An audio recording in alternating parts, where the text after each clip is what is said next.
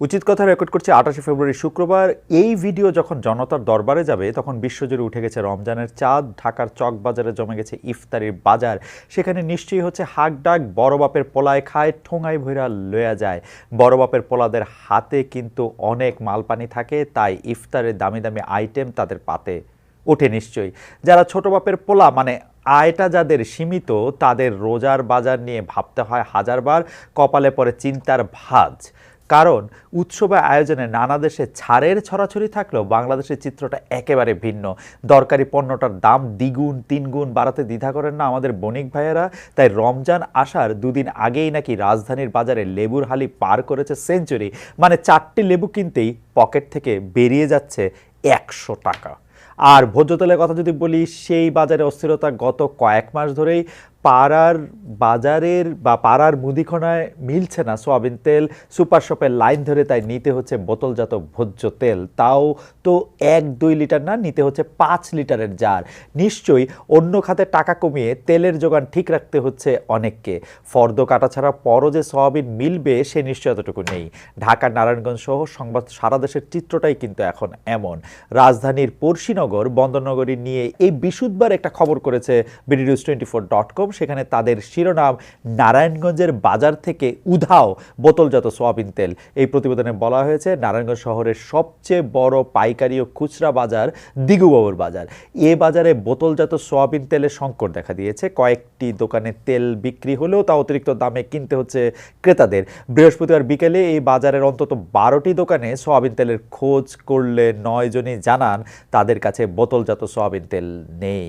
খোলা সোয়াবিন বাতিল মাল হয়ে গেছে, কিন্তু হাসিনা সরকার মহাশয়ের সময়কালেই সে সময় অভিযোগ ছিল সেই সিদ্ধান্ত নেওয়া হয় বড় বড় বেনিয়াদের স্বার্থে, কারণ তেলটা তখন বোতলবন্দি হয় আসলে দাম নামের দৈত্যটাকে মুক্তি দিয়ে আকাশচুম্বী করতে। তবুও গরিবের বাজার খ্যাত ঢাকার তেজগাঁয়ের ফকিন্নির বাজারে, মানে ফকিন্নির বাজারে যারা 8 পোয়া 6টা তেল কিনতেন ঠোঙায় করে, তাদের কাছে দোকানি বেচতেন বোতলটা ভেঙেই। বোতলই যখন উধাও, সেই বাজারের পরিস্থিতি এখন কেমন? বাজার সামলাতে দাম নিয়ন্ত্রণে যখন হিমশিম, তখন ইউনূস সরকার মহাশয় 3 মাস পর বাণিজ্য উপদেষ্টা হিসেবে নিয়োগ দেন একজন ব্যবসায়ীকে, যেন চক্র থেকে একজনকে ডেকে নিয়ে চক্রটা ভাঙবার কৌশল। সেটাকে আদৌ কোনো কাজে দিচ্ছে? শেখ বশিরউদ্দিন আদতে কিছু পারছেন? আমাদের বাণিজ্য উপদেষ্টা যে ফেব্রুয়ারির 2য় সপ্তাহে বলেছিলেন 7-10 দিনের মধ্যে ভোজ্য তেলের বাজার স্থিতিশীল হবে, সেটা কি আসলে হয়েছে?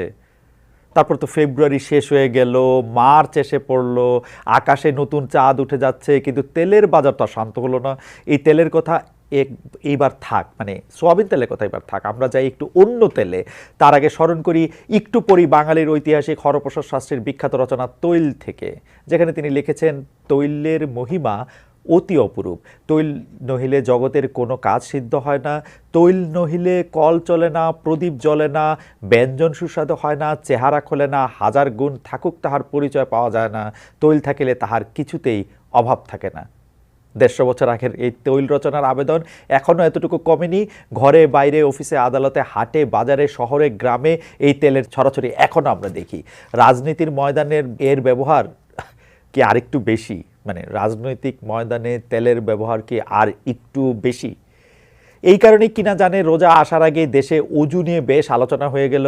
এর সূত্রপাত বিএনপির ভাইস চেয়ারম্যান বরকতুল্লাহ বুলুর একটি বক্তব্য ঘিরে। কুমিল্লায় দেওয়া মঙ্গলবার সেই ভাষণ থেকে কিছুটা কোট করি। গত 2-3 দিন ধরে কিছু অর্বাচীন কিছু কথাবার্তা বলছে।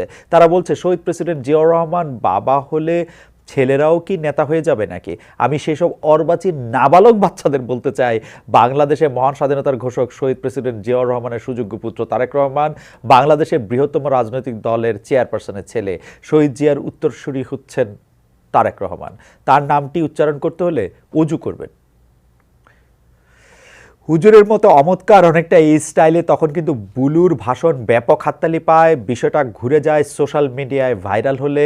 এর মধ্যে তোষামোদি চাটুকারি তেলবেজি দেখতে থাকেন অনেকে। পরিস্থিতি বেগতিক দেখে বুধবার বক্তব্য নিয়ে দুঃখ প্রকাশ করেন বরকতুল্লাহ বুলু। বিজ্ঞপ্তি দিয়ে বলেন, মনের অজান্তে বলে ফেলেছেন কথাটি। এর আগের আমলে আমরা দেখেছি অজান্তে নয়, জেনে শুনেই শেখ হাসিনার নামের আগে হযরত শব্দটি যুক্ত করেছিলেন তখনকার সংসদের হুইপ আবু সাইদ আল মাহমুদ স্বপন।